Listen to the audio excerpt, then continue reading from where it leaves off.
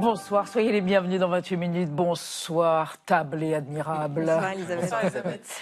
L'actualité européenne, c'est le vote qui a eu lieu lundi avant-hier par une majorité d'eurodéputés d'une loi qui va durcir les règles et le traitement des migrants illégaux déboutés du droit d'asile, avec notamment la création de hubs de retour pour y expulser les migrants vers d'autres pays que leur pays d'origine. Malgré les critiques évoquant une régression ou une chosification des humains, le commissaire européen à l'immigration assume. Dass wir das Rechtssystem auch entsprechend umsetzen können, unter Einhaltung der Menschenrechte, selbstverständlich, das ist uns wichtig. Aber Kontrolle zurückzugewinnen, wer nach Europa kommen darf und wer Europa wieder zu verlassen hat, das ist uns wichtig, das europäische Haus in Ordnung zu bringen. L'Union européenne protège-t-elle ses frontières ou trahit-elle ses valeurs humanistes? On en débattra ce soir, avant qu'on vous retrouve pour vos chroniques, Marie Bonisseau et Xavier Mauduit. In vino veritas, Elisabeth. Et oui, en Géorgie, le gouvernement a décidé de vendre des milliers, des dizaines de milliers de bouteilles d'une incroyable collection. On la surnomme la cave de Staline. 200 ans d'histoire avec des bouteilles, une histoire de vin à consommer sans modération. L'histoire. L'histoire, pas le reste, bien sûr, Xavier. Et vous, Marie? Je vous emmène à Milan, où une célèbre mosaïque de taureaux est critiquée pour son manque de virilité. Je refuse d'en dire plus pour l'instant. C'est amusant, ces euphémismes. Bon, à tout à l'heure. Et pour commencer, immense bonheur de recevoir l'un des deux fondateurs du groupe musical cartoonesque britannique Gorillaz, un groupe au succès planétaire créé en 98 par le chanteur Damon Albarn et donc par notre invité Jamie Hewlett, qui a imaginé tout l'univers visuel de Gorillaz et notamment Murdoch Russell, Toody et Noodle, les musiciens virtuels du groupe. À 2 jours du concert parisien de Gorillaz, Hewlett en majesté dans 28 minutes.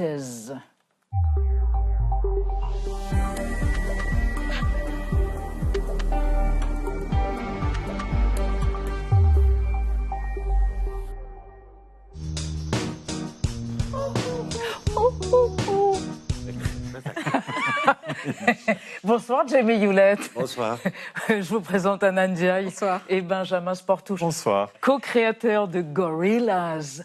Un quart de siècle d'existence, 16 millions d'albums vendus. Ça vous colle un coup de vieux, Jamie Hewlett. Et le dernier album est sorti, The Mountain, est sorti en février. Vous pourriez juste nous rappeler si quand vous avez co-créé avec Damon Albarn le groupe Gorillaz, il y avait évidemment quelque chose de l'ordre du primate, mais aussi, on entend guerrillas, des guérillas. Il y avait comme ça une petite intention politique insurrectionnelle à travers ce nom? No. Un quart de siècle, mon Dieu. Non, en fait, on est tous les deux nés l'année du singe, 1968. Et Damon a 10 jours de plus que moi. Donc, on est très très proches. On est des singes, tous les deux, des singes de terre. Et moi, je voulais appeler le groupe chimpanzé, mais non, lui, il a dit les gorilles, c'est plus gros que des chimpanzés. Et bon, le reste, c'est de l'histoire. Le virilisme à l'œuvre à l'intérieur du groupe. Très bien. On vous retrouve dans un instant après votre profil idéal, réalisé par Gaël Legras. Jamie Hewlett, avec le musicien Damon Albarn, vous avez fondé Gorillaz en 1998. Depuis plus de 25 ans, vous créez l'univers graphique de ce groupe prolifique. Comment nourrissez-vous votre inspiration? Pour répondre à cette question, vous avez le profil idéal. Né en 1968, vous grandissez à Horsham, une ville de 50 000 habitants située au sud de Londres. Vous aimez Daffy Duck, Ville Coyote et Pépé le Putois. Plus tard, vous lisez les magazines Mad et Metal Hurlant. Après des études de graphisme, vous créez la BD Tank Girl et son héroïne Punk. I had a group of friends, girls, who I shared a house with, and they were outrageous. I'd come home and the contents of the fridge would be on the ceiling, and the couch would be smouldering because they set fire to it. Vous rencontrez Damon Albarn, le leader du groupe Blur, dans les années 90. Ensemble, vous imaginez Gorillaz, groupe constitué de personnages dessinés. Dès la sortie du premier album, vous rencontrez le succès notamment grâce au clip du single intitulé Clint Eastwood.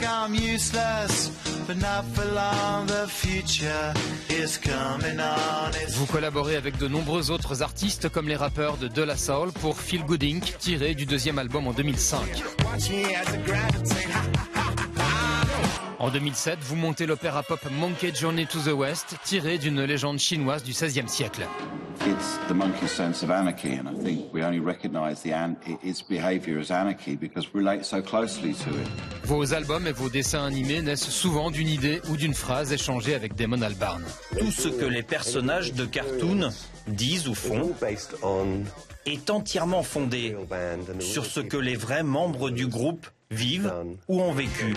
Avant ce 9e album, The Mountain, centré sur le thème de la mort, vous avez tous deux perdu vos pères respectifs puis voyagé en Inde.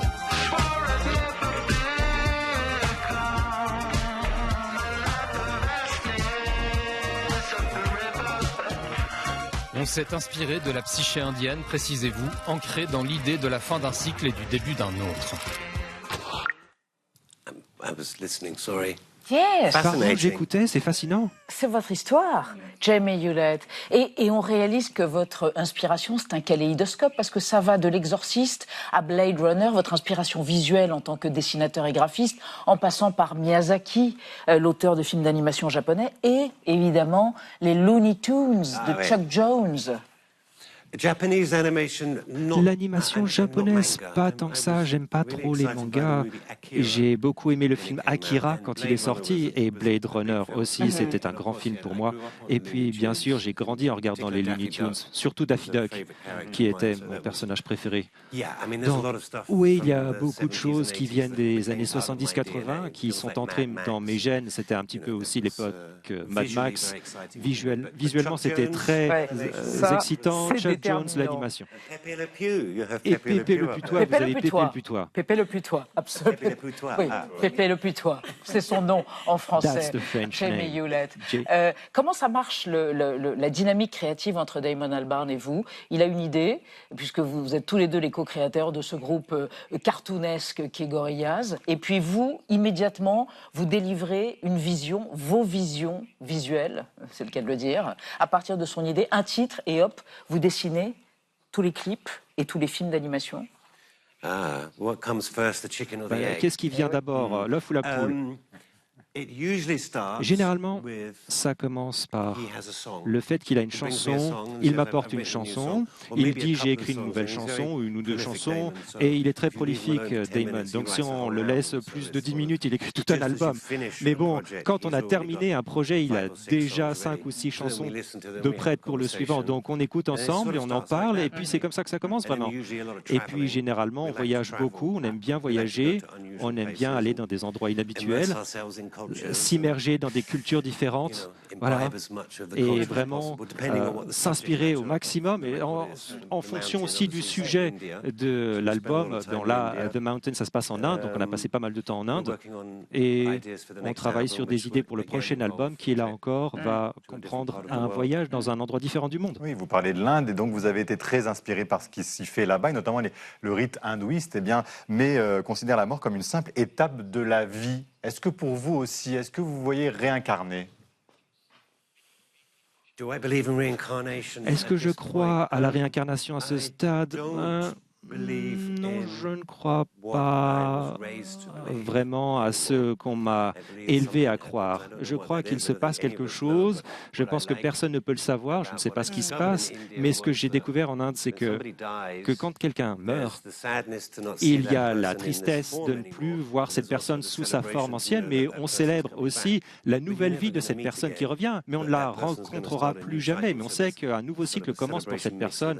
Donc c'est la fête mélangée à la tristesse en même temps. Donc ça m'a beaucoup inspiré par rapport à la vision occidentale de la mort qui est c'est la fin et tout est noir et vraiment très triste. Ça, c'est pas tellement une inspiration pour moi. Alors que la couleur de la mort en Inde, c'est le blanc. Voilà, ça c'est Varanasi, le Gange. Oui, on est allé vraiment au bûcher funéraire où procès de crémation, c'est vraiment une expérience. On va regarder un tout petit extrait de The Mountain, Moon Cave and the Sad God, film de 8 minutes. Vous avez mis d'ailleurs 18 mois à concevoir ce film d'animation. Regardez un petit extrait, vous avez monté des moments pour nous.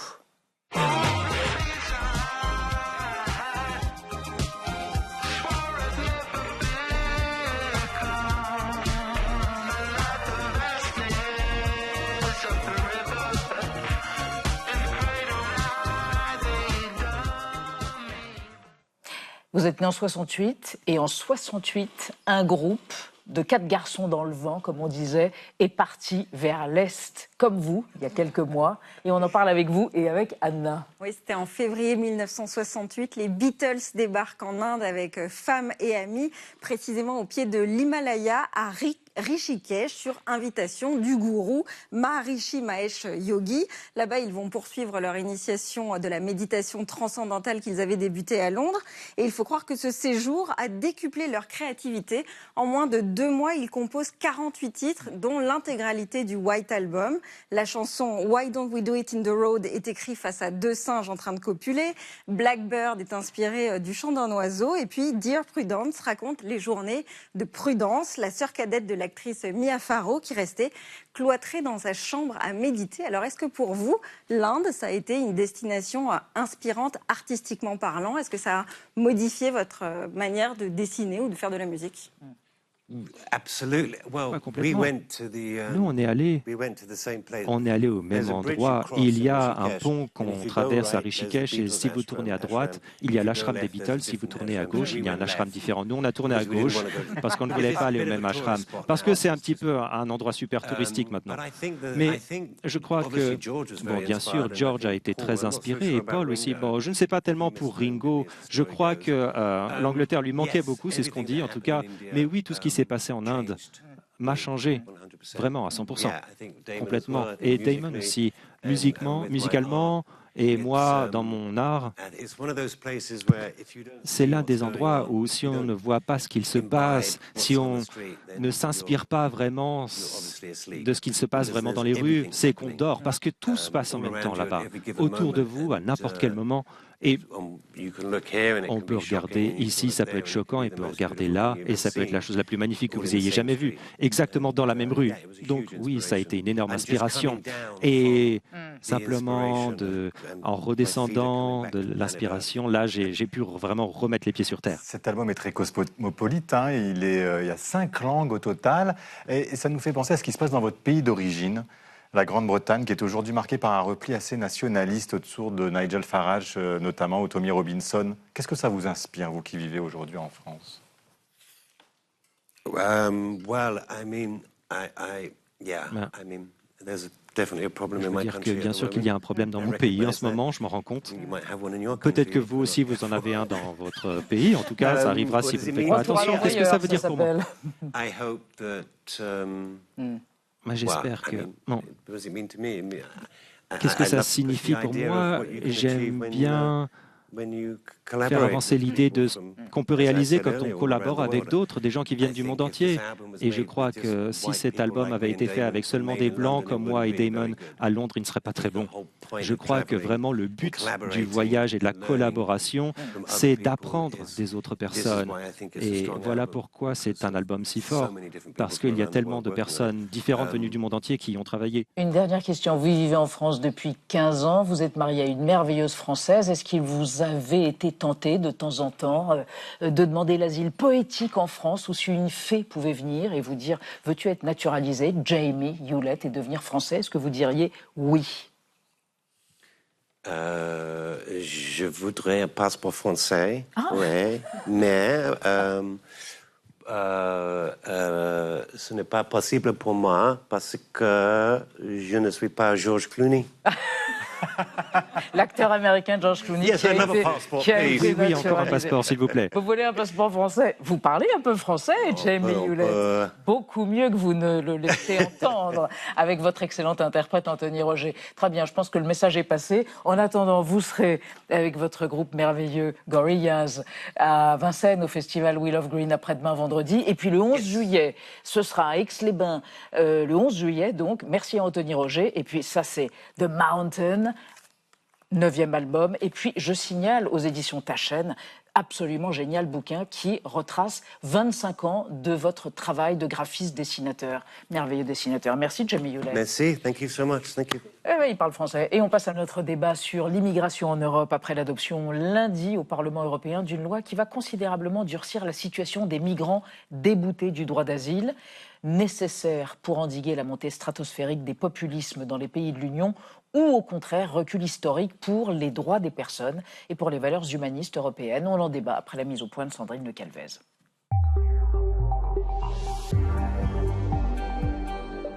Des habitations coquettes à l'image de cette maison témoin. C'est là, à Kigali, au Rwanda, que le gouvernement britannique avait décidé en 2023 d'envoyer les demandeurs d'asile entrer illégalement au Royaume-Uni. Le principe, la déco, tout avait emballé la ministre de l'Intérieur de l'époque. C'est un projet positif, sûr, beau, un paradis pour des milliers de gens. Après un marathon politique et judiciaire, ce projet controversé a été annulé. Mais le Rwanda apparaît toujours comme une destination de choix où expulser des migrants illégaux. Lundi soir à Bruxelles, les eurodéputés ont donné leur feu vert à la création de hubs de retour, des centres d'hébergement en dehors de l'Europe, notamment au Rwanda, en Ouganda et en Ouzbékistan, pour y renvoyer les déboutés du droit d'asile. À ce jour, sur les 400 000 étrangers n'ayant plus l'autorisation de résider au sein de l'UE, seuls 20% quitteraient d'eux-mêmes le territoire. Seule une personne sur 5 ayant séjourné ou séjournant illégalement en Europe est renvoyée. C'est pourquoi l'accord est si important. Il représente une étape cruciale dans le redressement de la politique migratoire. Le texte, qui doit encore être soumis à un dernier vote, prévoit un durcissement des sanctions, détention prolongée, saisie des documents d'identité ou encore visite au domicile. Des mesures saluées par l'extrême droite et la droite qui ont porté le texte. C'est la fin de l'impuissance face à l'immigration illégale. C'est une vraie révolution aussi dans la politique européenne qui a mis tellement longtemps à retrouver enfin le sens des priorités. À l'inverse, la gauche et les écologistes dénoncent des mesures dignes de la police anti-immigration américaine. Nous ne sommes pas loin de la politique qui est appliquée par l'ICE aux États-Unis. Eh bien, il est grand temps de se réveiller parce que l'Europe est sur la même voie. Alors la politique migratoire européenne est-elle en train de se trumpiser? Avec le nouvel accord, l'UE protège-t-elle ses frontières ou trahit-elle ses valeurs? Nos trois invités pour ce débat, William Tay, bonsoir, politologue, fondateur du think tank Le Millénaire. Selon vous, les flux migratoires sur le territoire européen sont disparates selon les pays. Le texte voté sur les hubs de retour, d'après vous, est une réaction de crise pour montrer à l'opinion publique que l'Union européenne est efficace et qu'elle est utile. À côté de vous, Ophélie Marel, bonsoir, conseillère juridique à la Commission nationale consultative des droits de l'homme. Vous considérez que le but du texte voté est de renforcer la protection des frontières pour limiter les entrées sur le territoire européen.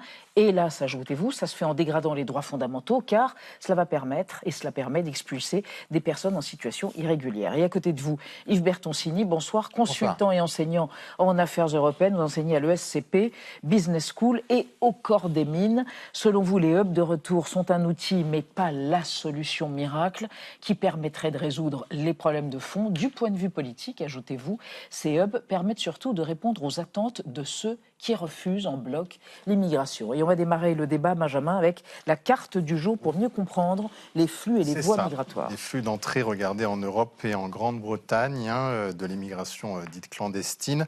Et ça passe toujours, Yves Bertoncini, on le voit principalement par les voies méditerranéennes, c'est ça aujourd'hui? Oui, dans la dernière période, c'est Frontex qui met à jour ses cartes et ses flux, ses chiffres. Ce que je veux quand même souligner d'emblée, en 2025, c'est que ça a donc divisé par deux les chiffres par rapport à 2023. Donc il y a quand même une baisse assez sensible qui est en partie liée au fait que, par exemple, en Syrie, le régime de Bachar al-Assad est tombé et donc il y a moins de gens qui nécessitent de quitter ce pays. Et puis c'est aussi en partie lié aux accords qu'ont pu passer les Européens avec des pays d'origine, des pays de transit, avant même d'en venir à des plateformes de retour, dans l'idée que c'est la même chose pour la Syrie, il faut agir à la source. En réalité, il ne faut pas agir seulement à la frontière, il faut agir à la source. Et le fait que tous ces flux ont baissé, c'est de l'immigration irrégulière, depuis 2 ans, divisé par 2, et je dirais un bon signe au regard de ce que les Européens ont déjà pu faire. Mais alors, William Tay, pourquoi durcir avec cette loi qui a été votée avant-hier si les flux baissent de manière conséquente? Parce qu'en fait, le véritable objectif, c'est pas vraiment de lutter contre l'immigration illégale, c'est surtout de lutter contre l'immigration légale, mais après de rejeter les personnes qui ne seraient plus en situation légale. quand vous regardez notamment les textes qui ont été adoptés, donc pacte asile-immigration plus le texte sur la directive retour, en fait, vous avez beaucoup de gens qui font une demande d'asile, donc théoriquement, ça fait partie de l'immigration légale, mais qui ensuite, après avoir le titre de séjour refusé ou la demande d'asile refusée, on a du mal à les expulser, ce qu'on appelle les fameuses OQTF, avec un taux en France qui est de 10% et un taux de moyenne dans l'Union européenne qui est compris entre 20 et 30%. Et donc, en fait, ce que veulent éviter les pays européens, notamment la France, l'Italie et l'Allemagne, c'est qu'en fait, que les gens viennent et puis ils restent. Et donc, pourquoi est-ce que vous créez un hub ? C'est pour traiter les demandes d'asile, non pas sur le territoire national, mais pour externaliser les demandes dans d'autres endroits. Parce vous faites allusion au hub de retour. Au hub de retour, parce que ça permet d'éviter notamment en question, c'est-à-dire si vous avez ça un traitement dans un pays dit extérieur, les personnes, s'ils sont expulsés, ne peuvent pas rester sur le territoire national. Ophélie Marel, vous êtes d'accord avec cela ? C'est-à-dire qu'il y a des migrants qui arrivent légalement, mais qui après deviennent des clandestins, et c'est ça la difficulté de l'Europe. Et finalement, ce chiffre de 178 000 est inférieur à la réalité. En fait, ce n'est pas que les personnes qui entrent légalement et qui restent sur le territoire ou des personnes déboutées du droit d'asile. Il y a aussi des personnes qui entrent sur le territoire européen d'une manière illégale ou irrégulière. Mais là, en fait, le but de l'Union européenne, ça poursuit deux objectifs. On veut dissuader les personnes de revenir en se disant que si on a une politique qui est plus restrictive, eh bien, les personnes ne voudront plus migrer. Mais ça, on sait que ça ne fonctionne pas. C'est-à-dire un signal. Un signal, envoyé aux populations qui souhaiteraient migrer. Mais ça, on le sait c'est documenté depuis une trentaine d'années. C'est pas parce que les politiques migratoires sont restrictives, ça ne dissuade pas de migrer, parce que les gens migrent pour différentes raisons, quand il y a des guerres économiques, voilà. Et le deuxième objectif, c'est effectivement de pouvoir éloigner du territoire. Et comme le disait monsieur, là, au niveau européen, on est sur à peu près 20% d'éloignement. Et pour l'instant, c'est vrai que les États ont du mal à éloigner les personnes qui sont sur le territoire.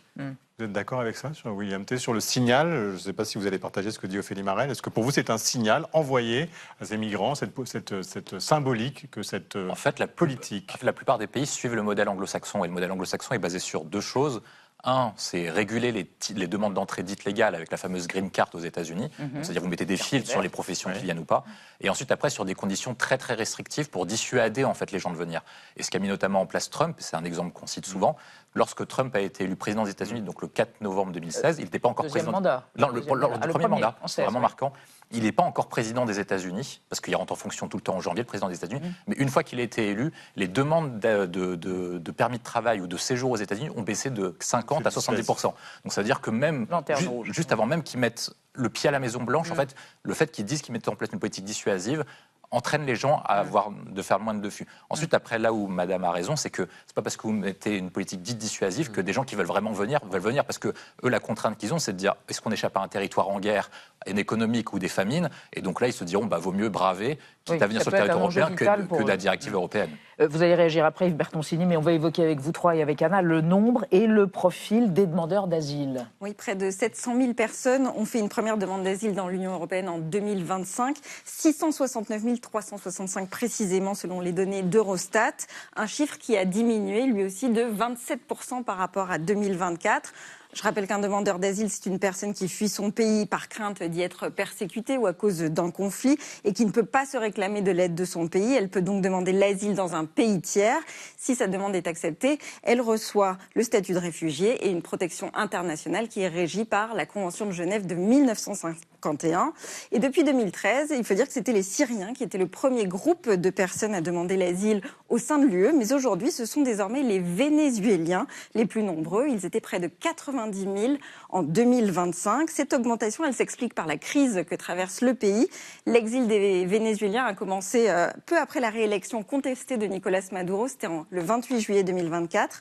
Face à cette répression très violente qui avait été menée par les forces armées contre ces voix dissidentes, beaucoup ont décidé de quitter le pays. Et c'est en Espagne, un pays hispanophone, mais aussi le plus souple en matière d'immigration aujourd'hui, qu'ils demandent l'asile. L'Espagne, qui par ailleurs est le pays européen qui a reçu le plus de demandes d'asile en 2025, plus de 140 000, suivi de l'Italie, de la France, de l'Allemagne et de la Grèce. Yves Bertoncini, en 2025, près de la moitié de ces demandes d'asile ont été déboutées. Est-ce que ce sont eux qui vont être envoyés vers des pays tiers et dans ces fameux hubs de retour ? Oui, ça serait l'idée à laquelle l'Espagne, le gouvernement espagnol s'est plutôt opposé d'ailleurs dans les discussions dans les discussions récentes, parce que lui, en effet, a reçu beaucoup de demandes d'asile, en a accordé beaucoup. Il a d'ailleurs, c'est parallèle à ça, le gouvernement actuel régularisé des immigrants clandestins, voilà, visiblement. Pour la main-d'œuvre. Pour la main-d'œuvre, et avec d'ailleurs un impact économique plutôt favorable et pas de troubles sociaux ou identitaires visibles à ce stade, en tout cas. Alors, ce que vous dites au niveau européen, oui, c'est le sujet. Vous faites bien de dire que là aussi, les flux ont baissé quand même. Par rapport à il y a 2 ans, c'est même 30 ou 35-40% de baisse. Il y a eu un pic à 1 million, comme il y a 10 ans. Donc, en revanche, ce qu'on constate, c'est que parmi tous ceux qui seront déboutés, c'est là qu'il y a effectivement un problème opérationnel, ceux qui n'ont pas vocation, comme on dit, à entrer, restent là et dans une sorte de zone juridique hybride, un no man's land juridique. Et donc, c'est à cela que prétend répondre le fait qu'on les mettrait dans des pays tiers. Mais vous nous avez rappelé au début de cette émission le fiasco, il faut quand même le dire, de ce qui s'est passé entre le Royaume-Uni et le Rwanda. On aurait pu ajouter l'expérience conduite par le gouvernement de Giorgia Meloni en Albanie. C'était pas plus satisfaisant. Et c'est pour ça que je dis un signal politique. Pourquoi pas, si ça peut rassurer les personnes inquiètes, mais enfin, c'est pas là-dessus qu'on va pouvoir régler un problème qui est difficile à régler de toute façon. Alors, on va parler avec vous de ces hubs de retour, mais justement, ça nous permet de déclencher notre archive. À propos de ce que vous avez évoqué, l'Albanie et l'Italie, ça fonctionne peu. L'Italie de Giorgia Meloni a scellé un accord avec l'Albanie, pays qui n'est pas membre de l'Union européenne, pour y accueillir des dizaines de milliers de migrants. C'était l'idée, chaque année. Premier centre dans le nord de l'Albanie a ouvert en 2024. La suite est racontée dans l'archive. Ce petit port de 4000 habitants dans le nord de l'Albanie s'apprête à vivre une première. C'est ici, à Chengin, que débarqueront dorénavant une partie des migrants interceptés par les gardes-côtes italiens. Les personnes secourues en mer seront triées sur des bateaux italiens. Les femmes et les enfants débarqueront en Italie. Les hommes, eux, seront envoyés à quelques 1000 kilomètres du sud de l'Italie. Derrière ces grilles, ces hommes feront leur demande d'asile auprès de policiers italiens selon les règles de l'Union européenne avant de rejoindre cet autre centre, gigantesque enclave italienne de 77 000 mètres carrés pour 28 jours maximum. Ophélie Marelle, pour vous, c'est la preuve que c'est un échec, ces hubs ? Oui, tout à fait. C'est vrai que l'accord avec l'Albanie n'a pas fonctionné. Il y a eu plusieurs recours juridiques qui ont été faits au niveau italien et après au niveau de la Cour de justice de l'Union européenne, qui a considéré qu'en l'état du droit européen, ces centres ne pouvaient pas fonctionner. Ce qu'il y a, c'est qu'en fait, il y a des contours assez flous en fait, sur leur fonctionnement et sur ce qui va se passer après. Parce que les personnes sont renvoyées, par exemple, en Albanie, mais après, qu'est-ce qui se passe ? Combien de temps est-ce qu'elles vont rester ? Est-ce qu'ensuite, elles vont pouvoir être transférées vers leur pays d'origine ou pas ? Parce qu'il faut quand même savoir que là, les personnes, elles vont être envoyées dans un pays avec lequel elles n'ont aucun lien. Donc, ni linguistique, ni généalogique, ni rien, pas de liens familiaux, donc on ne sait pas comment ça va se passer. Et ça peut aussi poser des questions en termes de droits humains, parce qu'on peut être potentiellement dans des pays qui ne respectent pas certaines normes minimales de l'Union européenne, par exemple. William T. Moi, je ne suis pas sûr qu'on peut dire que ça n'a pas marché concrètement, parce que ça n'a jamais été appliqué, pour 2 raisons spécifiques. C'est-à-dire que d'une part, vous avez un recours dit collectif contre est-ce que la loi est conforme au droit européen. Et c'est ça qui est le litige en question, et la CJUE dit que c'était pas conforme, mais maintenant que vous avez une directive qui permet ça, est-ce que ça va pas être considéré comme conforme ? C'est le premier élément. Depuis lundi. Donc c'était non conforme avant lundi, mais ça peut être conforme maintenant. Le deuxième point, c'est que vous avez beaucoup de gens qui ont fait des recours au nom de l'article 8 de la Convention européenne des droits de l'homme, dont la plupart des pays de l'Union européenne sont signataires, et qu'en fait, au nom de la dignité humaine, ils disent qu'ils n'ont pas le droit à être transférés dans un pays auquel ils n'ont pas refusé d'accepter. Et donc, en fait, c'est un problème qui est juridique. Mais maintenant que cette directive est autorisée et que l'Union européenne, d'un point de vue juridique, pour rentrer dans les détails, en fait, est signataire automatique de la Convention européenne des droits de l'homme et que les deux sont conformes, et en fait, une grande partie des traitements vont être faits. Moi, je pense qu'il y a 2 limites sur ce point. C'est comment sur les hubs. Un, c'est que pour que ça fonctionne, il faut que vous fassiez une distinction entre les pays dits sûrs et les pays dits non sûrs. On sait s'il y a un pays sûr. En fait, c'est qu'en fait, vous avez des listes de l'Union européenne disant que, en fait, automatiquement, de base, des traitements de droit d'asile sont considérés venant de pays sûrs. Si, par exemple, vous venez...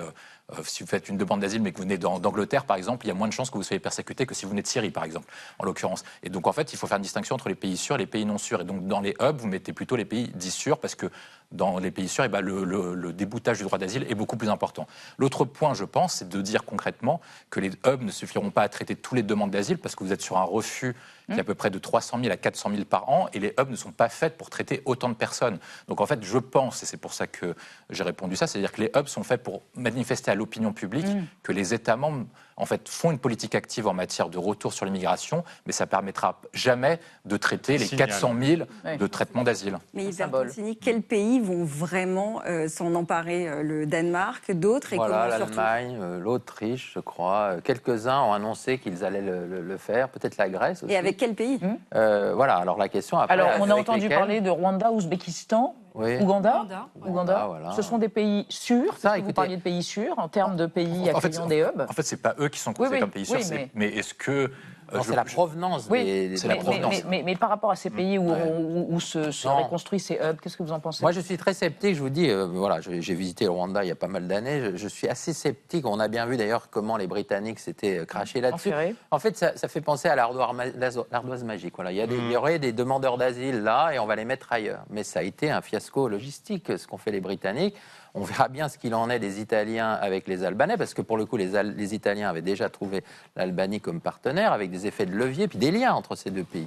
Mais voyons-nous envoyer en Ouganda, par exemple, des Afghans qui seraient venus chez nous, là, ou qui arriveraient à Vintimille, ou je ne sais pas, ça me paraît extrêmement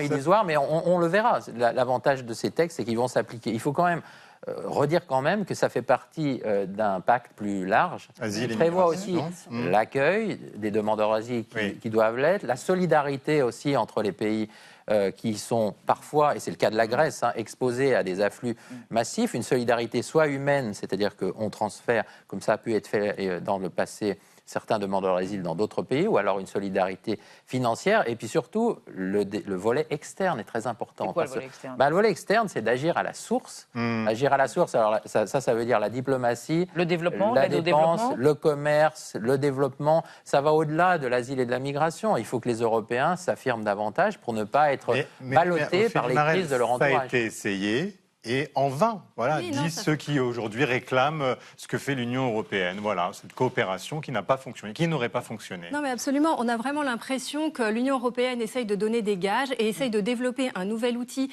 Alors qu'effectivement, il y a le pacte sur l'asile et l'immigration qui entre en vigueur dans quelques jours. C'est quand même, rappelons-le, un texte de 1500 pages qui comporte plusieurs règlements et qui va quand même modifier en profondeur les droits nationaux et donc les politiques migratoires européennes. Et donc on se demande vraiment un petit peu à quoi sert ce nouvel outil qui paraît vraiment plus être un effet d'annonce. Et plus peut-être sur préciser pour la sûreté, il y a les pays d'origine sûrs, mais il y a aussi les pays tiers sûrs. Donc en fait, même les pays de transit doivent garantir un certain nombre de droits minimaux. Voilà.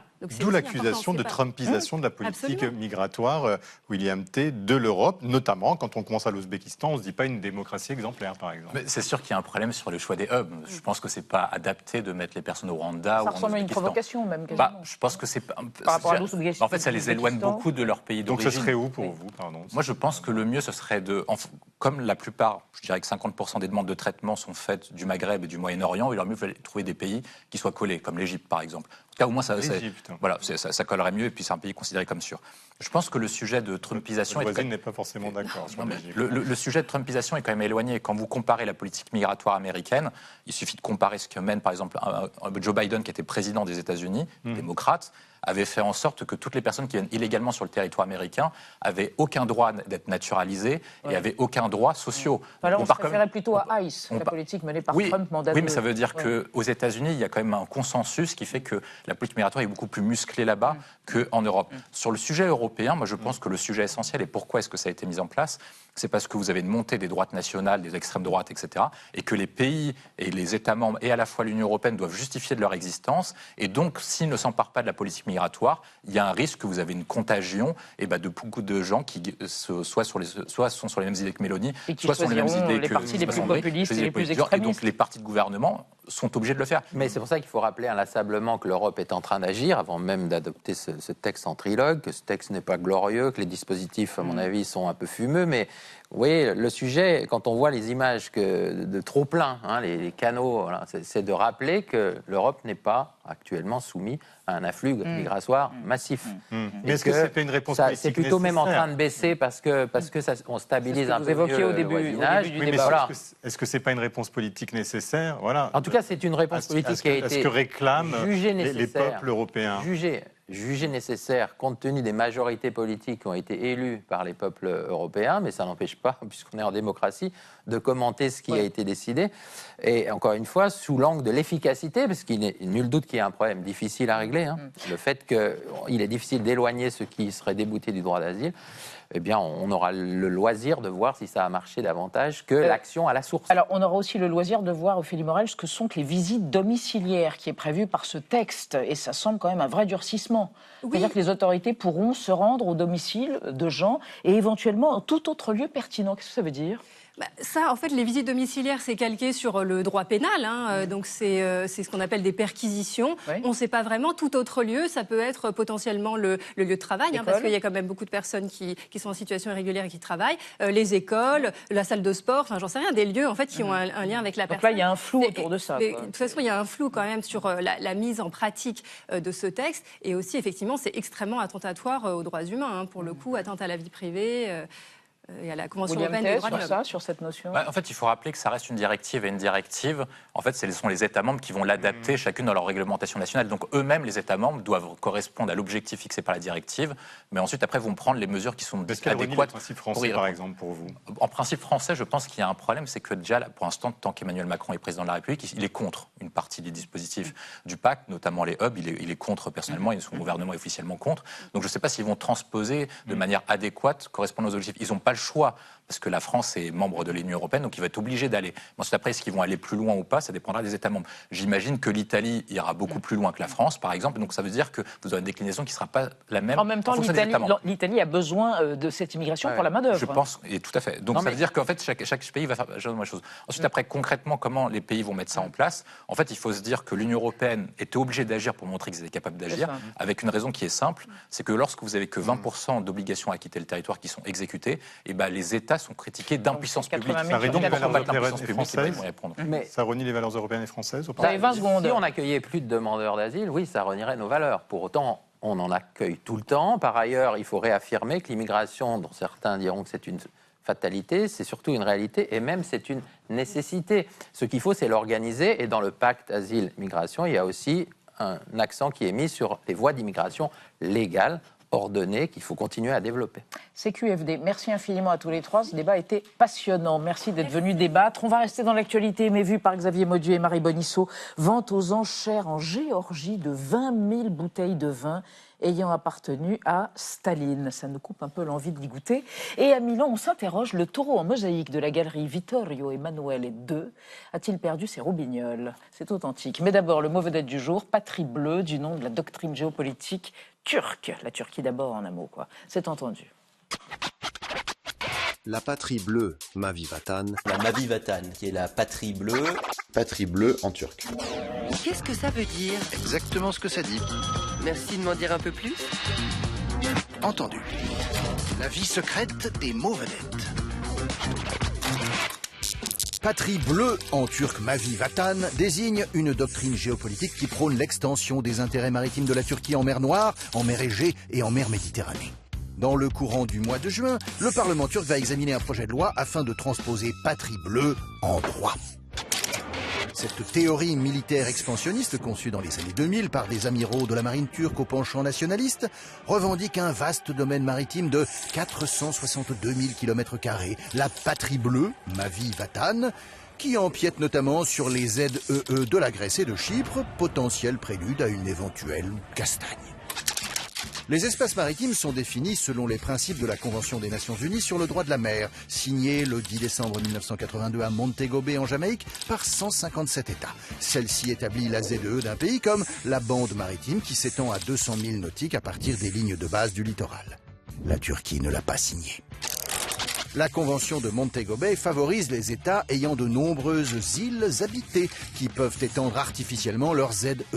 C'est le cas de la Grèce, archipélique, et aussi de l'Indonésie, du Japon ou de la France, présente sur tous les océans grâce à ses outre-mer et qui peut frimer avec sa ZEE, deuxième mondiale, 4 fois plus grande que celle de la Chine.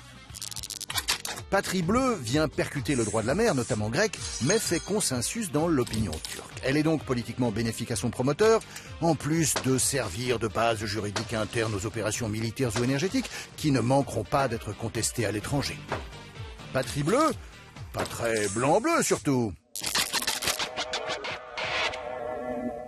Merci Thibault Nolte, Marie Bonisseau, Xavier Mauduit, l'heure de vos chroniques. Et alors avec vous, Mauduit, on va parler de la bibine de Staline, Marie Mériche.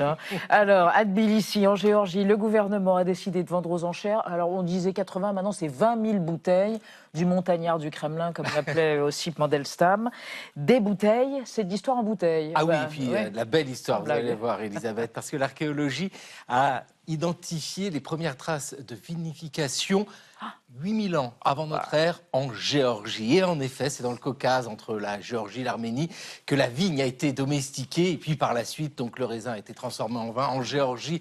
Donc d'ailleurs, ce pays, aujourd'hui, compte plus de 500 cépages, c'est vous dire que c'est un record absolu. Et d'ailleurs, l'UNESCO a classé au patrimoine immatériel de l'humanité le procédé traditionnel de vinification en Géorgie. Ce sont les couèvries. Alors, vous le voyez, ce sont des grosses jarres tout ronds comme ça en argile qui permet la vinification et aussi la conservation du vin. Et d'ailleurs, dans le dossier de classement, l'UNESCO précise qu'en Géorgie, la cave à vin est un lieu sacré. Donc voilà qui donne une sacrée profondeur historique à la présence en Géorgie de dizaines de milliers de vieilles bouteilles. Bon, alors elles viennent d'où les bouteilles? Alors, les bouteilles de Staline, hein? Oui, les bouteilles de Staline. Bah, c'est d'ailleurs comme ça qu'on les surnomme. Les caves de Staline, c'est une histoire qui est connue depuis un peu plus de 20 ans maintenant. Ça a été identifié. En fait, il s'agit des vins des tsars.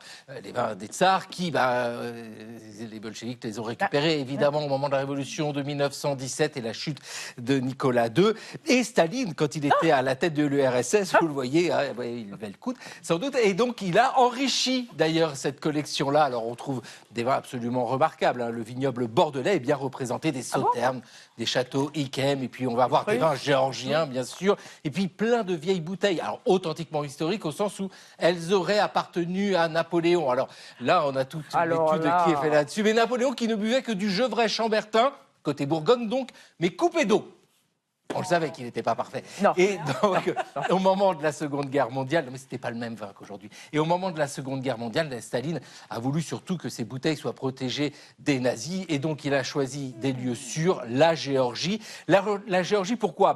Déjà parce que c'est loin des combats. Ensuite, il y a cette longue histoire et cette tradition vinicole. Et puis, il y a autre chose aussi, c'est peut-être que Staline, tout simplement, est né en Géorgie. Alors, vous le voyez, aujourd'hui, ces bouteilles vont être vendues pour financer un conservatoire du vin. Donc, vous voyez, il y a une motivation, un projet derrière. Espérons quand même qu'ils en aient gardé de ces bouteilles-là, parce qu'un conservatoire du vin, s'il n'y a pas d'archives de vin, c'est une histoire qui ferait que le projet reste en carafe. Ah, évidemment, et vous pourriez être un excellent conservateur du conservatoire du vin géorgien Mauduit.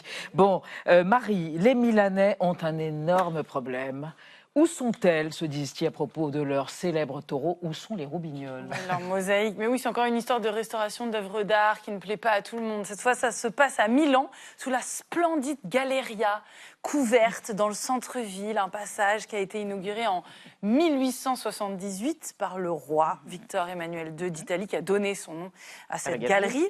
Et donc, en plein milieu, vous ne pouvez pas le rater, sous la verrière, impossible de le manquer, ce taureau en mosaïque qui se fait évidemment piétiner toute la journée. Alors, la tradition, c'est que vous faites un triple tour avec vos talons, comme ça, sur ces parties les plus sensibles. Voilà, on le dit, sur ses testicules. Et tout le monde y passe, tous les touristes y vont, il y en a des milliers. Il y a même, on a vu même Amal Alamudine et son mari Georges Clooney essayer de le faire, mais pas très bien. Bobo. Voilà, d'où ça sort? C'est une coutume qui remonterait au 19e siècle, quand les Milanais détestaient cordialement leurs voisins, les Turinois. Pourquoi? Parce que Turin, c'était la ville puissante, la capitale du royaume de Piémont-Sardaigne, qui a unifié l'Italie moderne, je le raconte vite, en aspirant plein de villes, dont Milan. Et donc, pour montrer sa haine envers Turin, à Milan, on allait écraser joyeusement les petits bonbons de l'animal totem des Turinois, le taureau, le petit taureau Torino Turin. Voilà, donc le taureau qu'on retrouve notamment sur les armoiries de Turin, vous voyez, avec un fond bleu. Et puis partout, il y a plein de fontaines à Turin, il y en a 800 comme ça, des fontaines à tête de taureau, assorties à mon pull. Voilà, ça s'appelle des petites taurettes. Elles crachent de l'eau, je les adore. Oui, si un jour, non, moi je vais me retenir. Si un jour il y a un Turinois qui vous invite à boire un coup au Taureau Verde, ça veut juste dire qu'il veut aller boire de l'eau au robinet. Bref, je reviens à Milan. Ce qui était un geste de défi au XIXe siècle est devenu un vague rituel porte-bonheur pour touristes. Évidemment, ce qui devait arriver arriva. À force de se faire piétiner, les testicules ont flanché, la mosaïque a sauté. On vient tout juste de la restaurer. Et là, un certain Gianluca Galli, le pauvre, tout Milan, enfin tous les commentateurs anonymes de l'internet milanais lui ont ri au nez quand ils ont découvert le résultat. Le taureau restauré a, c'est vrai, les bourses un petit peu moins rouge vif, moins éclatante, moins visible. Vous voyez, il faut regarder bien en bas. Bien en bas, à droite, c'est la restauration. Ah bah oui, il y en a plus. Bon, voilà, c'est plus un taureau, c'est un bœuf. A-t-on pu lire sur les réseaux sociaux? Ce à quoi notre artisan restaurateur a, je trouve, très bien répondu. Au Corriere della Sera, il a expliqué, irrité, que d'abord, ces testicules rouges qu'on voyait, c'est lui-même qui les avait mises là, parce que c'est lui-même qui avait restauré le taureau déjà il y a 10 ans. Donc il sait ce qu'il fait. Deuxièmement, il n'y avait plus de pierres rouges cette année. Plus de pierres aussi rouges. Donc ce changement de couleur, a-t-il expliqué, c'est pas de sa faute, c'est la faute du matériel qu'on lui a fourni. Et puis troisièmement, de toute façon, personne ne connaît la vraie couleur des testicules de ce taureau, puisque les photos originelles sur lesquelles on se base pour la restauration, elles sont en noir et blanc. Voilà, et toc. Et à chaque travail de restauration, tout le monde a son mot à dire, à soupirer. Pour terminer, ce Gianluca Galli qui va peut-être piétiner quelques testicules d'internautes qui continuent à se prendre des commentaires négatifs. Et vous, comme les bœufs, vous avez un bon filet d'humour, Marie Bonisso. Merci à tous, à demain 20h05 sur Arte Chérie.